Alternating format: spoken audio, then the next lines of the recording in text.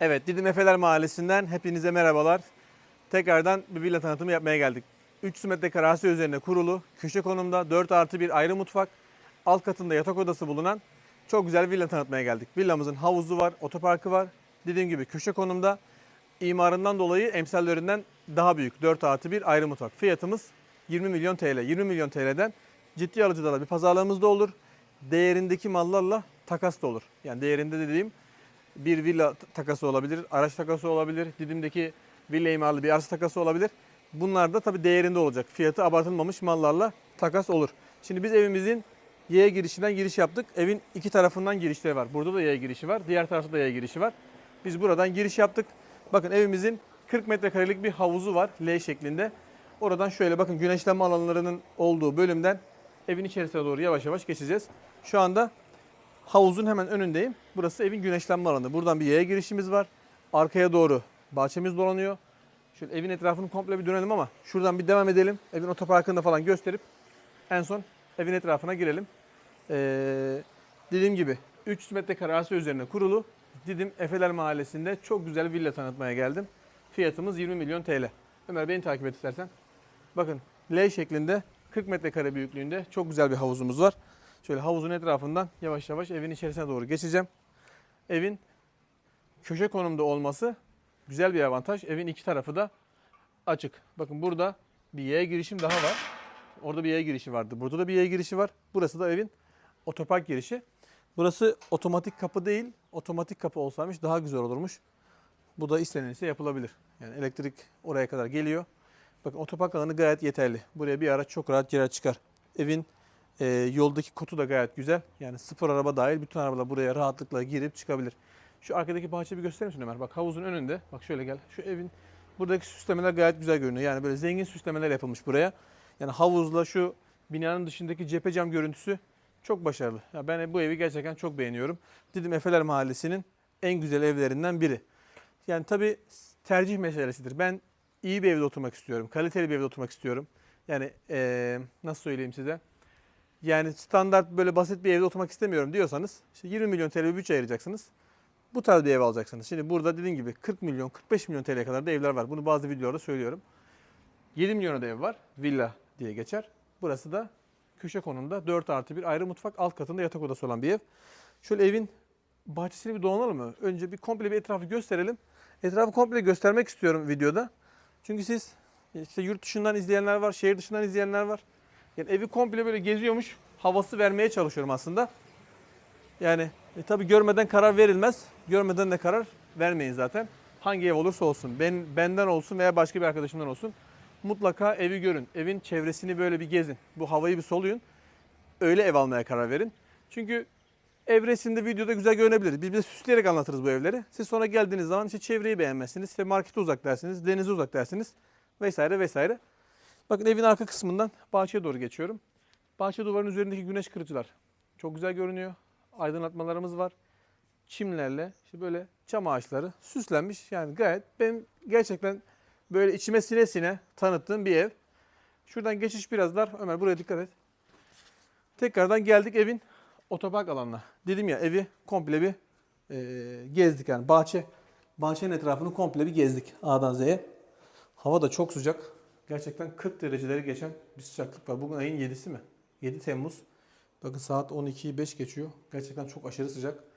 3-4 gün. O yüzden evin içerisine doğru girelim. Ömer de erimesin. Bakın girdik. Şöyle geldiğimiz zaman hemen evin bana göre sağ tarafında lake malzemelerle süs verilmiş. İşte bakın burada bir anahtarlık gibi mi kullanılır artık bilmiyorum. Buraya bir puf gelebilir. Yani böyle işte oturup ayakkabıyı giymek için. Çok şirin olur. Bu evin bir de hemen şöyle geç. Bu evin bir de akıllı evi var. Akıllı ev sistemi var. Bu ev akıllı ev. Yani nasıl akıllı ev? Bakın şuradaki kontrol panelinden işte evin güvenlik kameraları, elektronik aksamı komple kontrol edilebilir. Bunu da telefona indireceğiniz bir uygulamayla uzaktan da yapabilirsiniz. Bakın bir de burada hemen şöyle uzaktan tam burası görünüyor mu şu alan? Bakın burası normalde ortak kullanım banyoya giren bir yer ama etrafı böyle komple dolaplarla sarılmış vestiyer olarak. Bakın gayet güzel. Şimdi şu alanları görebiliyor muyuz? Yani benim bu kadar geniş vestiyer yapılan bir ev görmedim. Yani burası yüklük olarak da kullanılabilir. Mesela vestiyer buraları kullandınız. Üst taraflara sık kullanmadığınız işte bahçe malzemeleri olabilir, eşyalarınız olabilir. Yine buraya komple boydan bir ayakkabılık var. Hemen şuradaki ortak kullanım banyoyu da gösterelim mi? Bakın. Burada da gel babam. Gel içeri. Şimdi burası da evin ortak kullanım banyosu. Bakın burası çok geniş. Gerçekten çok geniş. Alan çok geniş. Yani derinliği çok güzel. Şu alan çok geniş. Burada bir niş alanımız var. Bir de burada da otomatik panjur var. Bakın bir banyoda otomatik panjur ben görmedim şimdiye kadar. Buraya otomatik panjur yapılmış ve geniş bir cam pencere bırakılmış yani havalandırması için. Yani çok güzel bir ev. Gerçekten çok güzel bir ev. Şimdi burası 2 kişi için biraz dar olabiliyor. Kameraman 1.95. O yüzden ben çıkayım hemen. Şimdi bakın evin şöyle geldik koridor alanı. Yani çok güzel. Şu merdiven altı bence eksik kalmış. Buraya bir süslemeler yapılıyor. Yapay bitkilerle böyle taşlarla süslemeler yapılıyor. Yapılsaymış güzel olurmuş. Yapılabilir. Bunlar tabii basit şeyler ama biz gördüklerimizi böyle söyleyeceğiz. Bir de bu evimizin en güzel özelliklerinden bir tanesi alt katında yatak odası olması. Bu çok soruluyor. Çünkü niye? Üst katı sürekli çıkıp gelmeye gerek yok. Bakın alt katında hemen hemen 20 metrekare civarında çok güzel geniş bir yatak odamız var. Salonumuz var, mutfağımız var, banyomuz var. Üst kata çıkmaya gerek yok. Yani sürekli burada yaşayacaksak alt kat bize gayet yeterli. Üst katta çocuklar olabilir, misafirler olabilir. O şekilde kullanılır. Bakın Ömer şuradan şu şeyi de gösterelim. Neyi gösterelim? Yatak başlığını gösterelim. Bakın burada şirin bir apliklerimiz var. Yatak başı aydınlatmaları. Evin klima altyapısı çekilmiş merkezi sistem. Evin çatısına tek bir tane motorla bütün klimalar oradan kontrol edilebiliyor. Tavan aydınlatmalarımız güzel. Tavanımız düz. Şöyle aralara ince bir spot için bir yer bırakılmış. İşte led inceler, avizemiz gayet güzel. Şimdi böyle yavaş yavaş diğer odalarımıza da geçelim. Bir de buranın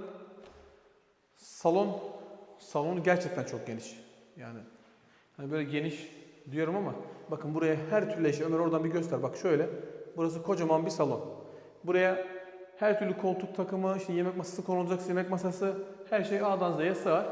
Ömer şu köşeden de mutfağın olduğu yeri bir gösterelim. Şurada bunlar açılmamış ha. Bunları da açalım. Gayet güzel oldu. Bakın evin hemen hemen 40 metrekare bir salonu var. Dediğim gibi tavan yine dümdüz. Burada bir televizyon ünitemiz var. Klima altyapısı yine çekilmiş buraya. Alt tarafında televizyon sehpası. Bu da mutfak dolaplarına kullanılan lake malzemelerle yapılmış. İç kapılar ve mutfak dolaplarımız dediğim gibi lake malzemelerle yapılmış. Buradan havuza da çıkan bir kapımız var. Şöyle bir orayı da bir gösterelim mi? Bakın buraya bir masa atılıp işte burada veya güneşlenme alanı olarak da kullanılabilir. İşte akşam havuz başı sohbetleri olabilir. Bakın şu alan güneşlenme alanıydı. Mutfaktan da çıkıyor oraya bir yemek masası atılabilir. Yani ev gerçekten çok keyifli. Böyle evin tadını yani yaz tatilini doya doya yaşayabileceğiniz, yaz kışta kullanabilirsiniz burayı. Burası merkezi konumda. Didim şehir merkezine burası yaklaşık 2 kilometre mesafede. Şimdi buralar mesela daha önceki dönemlerde bundan 3-4 sene önce buraya gelseydiniz çevredeki yapıların hiçbir tanesi yoktu. Fakat burası çok hızlı gelişti. Burası villalar bölgesinde Didim'in en değerli bölgesi artık. Yani Didim'de bundan daha değerli, yani rakam olarak daha değerli bir bölge yok. Altıkum tarafı var ama burası villalar bölgesi. Altıkum tarafında daire de var. Bu bölgede sadece villa var. Sadece villa var. Şimdi sohbet de uzuyor gibi ama bakın şöyle evin ayrı mutfağımız var. Mutfak alanı çok geniş ve güzel. Yani niye çok geniş ve güzel diyorum? Böyle derin mutfak dolapları yapılmış. Yani öyle ufak tefek işte ince yapmış olmak için değil. Buralar gerçekten çok derin, güzel. Yine lake malzemelerle A'dan Z'ye her şey düşünülmüş. Çok güzel bir ev. Bak Ömer şimdi şuradan da bir göster. Şu mutfağı komple şöyle göstere. Şimdi oradan mutfağa da bir dön. Bakın buralarda işte böyle mekanizmalı mutfak dolaplarımız. Üst tarafında yine böyle çok kullanmayacağımız malzemeler konulabilir. Derinliğimiz gayet güzel. Şöyle kulpsuz kapaklar kullanılmış. Çekmeceler de yine aynı şekilde kulpsuz. Kulpsuz olması da güzel aslında. Yani günlük hayatta işte buradan geçerken kulpa takıldın, işte düştün, pantolon yırtıldı vesaire.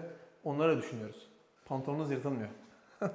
Bakın burada da buzdolabı için bir yer ayrılmış. Tabii bu ev yeni bittiği için temizlik malzemeleri falan var burada. XX large mı diyorlar o dolaplar için, o buzdolapları için bir alan var.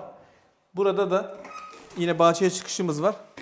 Hava çok sıcak. Bahçeye çıkmak istemiyorum aslında ama bakın şuraya geldik. Yine buraya da çok güzel bir bahçe takımları var bu bambular. İşte bu Tabi burası sabah güneşi alır ama yani akşamları burada sohbetler çok güzel olur. Keyifli burada işte havuz başı muhabbetleri olur, ne bileyim işte. Bu evin bir de bir eksiği var aslında. Ne eksiği var? Barbekü eksiği var burada. Burada bir barbekü eksiği var. Yani mangal nerede yapacağız?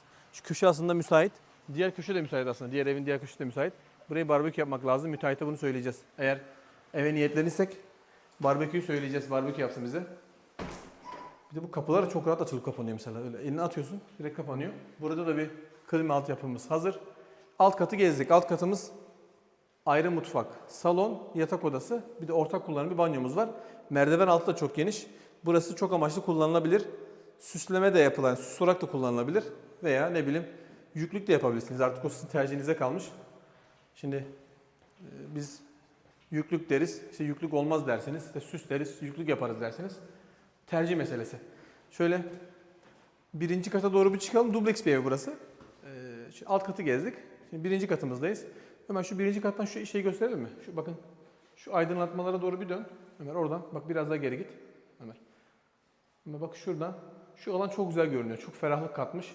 Şuranın komple cam olması, burası komple cephe cam aşağıya kadar olması güzel. Oranın da bir otomatik panjuru var. Pencere açılmamasına rağmen, bakın şurası açılan bir pencereyle sabit bir cam. Orada bir panjur konulmuş, yani paradan kaçılmamış. Her şeyi yapmışlar buraya. Şimdi nereden başlayalım Ömer? Şöyle arkaya doğru git. Arkadaki odayı görüyorum. Geri geri git Ömer. Düşmesin inşallah. Şöyle geri geri git. Bakın burası evimizin 20 metrekarelik birinci yatak odası. Orta kattaki birinci yatak odası. Burası işte gördüğünüz gibi A'dan Z'ye her şey hazır. Bakın tavan aydınlatmaları gerçekten çok güzel. Eskiden böyle renkli renkli şeyler yapmışlar. Mavi, yeşil, işte mor, pembe bir sürü renk yapılıyordu. Ama şimdi bakın ne kadar sade ve şık oldu evler. İşte şu aplik bile olmasa olur aslında, şu aplik diyorum, avize bile olmasa olur aslında. Bu spot ve ledler yeter. Yatak başlığımız yine aynı, klasik. Yani bu ev için klasik. Diğer odalarda öyle çünkü. Klima altyapımız hazır. Dediğim gibi klimalar evin çatısına toplanacak. Tek bir motordan bütün klima sistemi olacak. Ömer, diğer odaya gidelim. Bakın burada da ebeveyn odamız var. Bu oda da gerçekten çok güzel. Banyosu çok geniş. Bakıyorum abi, banyoya girelim beraber. Bak banyoya bir giriyoruz. Bakın banyoda yine panjurlu bir penceremiz var. Duş alanı çok geniş. Yani 60-60, burası mesela 1.20, yani burası 1.5 metreye yakın bir genişlik var. Yine 1.5 metreye yakın bir genişliği de var, yani böyle derinliği de o şekilde. Burada işte niş alanımız var. Bunu bırakmaya üşenenler var mesela. Bakın bu çok güzel bir detay. Burada gömme duş başlığı var. İşte klozetimiz, lavabo alanı gayet geniş. Şu el yıkama lavabosu gayet geniş. Panjur da buradan kapatılıyor herhalde. Vallahi helal olsun. Ben ilk defa görüyorum bir şeyde panjur. Yatak odasının veya banyoda bir panjur yani. İlk defa görüyorum. Bir de geniş bir pencere bırakılmış. Burası yatak odası, yani banyo ile beraber bir 32-33 metrekare civarında. Şimdi tam net ölçmedim ama 32-33 metrekare civarında. Evin kapalı alanı zaten 180 metrekare. Yani çok geniş bir ev. Yani salonun 40 metrekarenin üzerinde, yatak odaları 25-30 metrekare civarında. Yani geniş, güzel bir ev. Bakın buranın ön cephesinde de komple cephe cam var. Bu camlar renkli cam. Dışarıdan içerisi görünmez ama içeriden bakınca dışarısı net bir şekilde görünebilir. Buranın da yatak başlığı burası olarak düşünülmüş. Bakın buranın da aydınlatmalarını açayım. Bu niye açılmadı? Videoda bozuk çıkıyormuş. Tamam, bozuk değilmiş. Hemen şu iyice bir şeye git, duvara da ekrandan şu genişliği bir misafir değerli izleyenlerimize gösterelim. Burayı Didim Efeler Mahallesi'ndeydik. Bakın burası 300 metrekare köşe konumda 20 milyon TL'lik bir ev. Evin fiyatı konum ve işçilik malzemesine göre. Burası 40 metrekare, bakın 40 metrekare bir havuz yapılmış buraya. Genelde 20-22 metrekare havuz yapılıyor. Yani burası özel bir ev. Ben özel bir ev istiyorum diyorsanız bu ev tam size göre. Her iki odadan çıkan bir balkonumuz var. Bu balkonu da inceleyip sonra son odamıza geçeceğiz. Orada bitirelim videoyu. Hemen şöyle bak, şu genişliği bir gösterelim. Burası balkon ama yani mini teras gibi. Genişliği gayet güzel. 6, 12, 18. Yani 2 metreye yakın bir genişliği var. Uzunluğu da yine 3 metreden fazla. Yani gayet güzel, tatlı bir ev. Evimiz 20 milyon TL. 300 metrekare. Köşe başı bir arsa üzerine kurulmuş. Evimiz akıllı sistem. Evimiz akıllı sistem, havuzlu, otoparklı, çift girişi var. Hem bakın şuradan, burası bir köşe bir girişi var. Bir de sol taraftan bir girişi var. Bu evimizin son odası. Yani 4. yatak odası. Burası da 20 metrekarenin üzerinde 25-26 metrekarede olabilir. Bir yatak odası. Tavan aydınlatmaları, klima altyapısı her şey A'dan Z'ye çekilmiş. Şimdi evin son odasındayken burada da bir balkonumuz var. Burada da size gösterelim. Bakın burası daha uzun. Şöyle uzunlamasına. Ömer bak şöyle bir gidip şöyle gelir misin? Bak oradan bir gösterelim. Yani genişliği gayet güzel. Şimdi komşunun bahçesine doğru geldik. Mesela bu evin nasıl bir avantajı var? Bakın burası yatak odası. Yan taraftaki evle aramızda 6 metre var. Ama köşe başı, diğer tarafta mesela köşe başı oralarla aramızda 10-12 metre var. Yani çok köşe başı olmasının avantajı budur. Bakın her tarafta böyle olsaydı bu sefer eve yakın olacaktık. Ne oldu? Burası köşe başı olduğu için biraz daha değerli. Şimdi özetleyecek olursak Didim, Efeler Mahallesi'nde villaların en yoğun olduğu bölgedeyiz. Villalar bölgesinde 300 metrekare köşe başı arsa üzerine yapılmış tam müstakil bir villa inceledik. Villamız 4+1, ayrı mutfak, alt katında yatak odası var, havuzlu, otoparklı ve akıllı sistem bir ev gezdik. Fiyatımız 20 milyon TL. Bu evle ilgili beğendiğiniz ya da beğenmediğiniz kısımları lütfen yorumlarda belirtin. Kanalımıza hala abone değilseniz abone olup bildirimleri de açmayı lütfen unutmayın. Bir sonraki turda görüşmek üzere.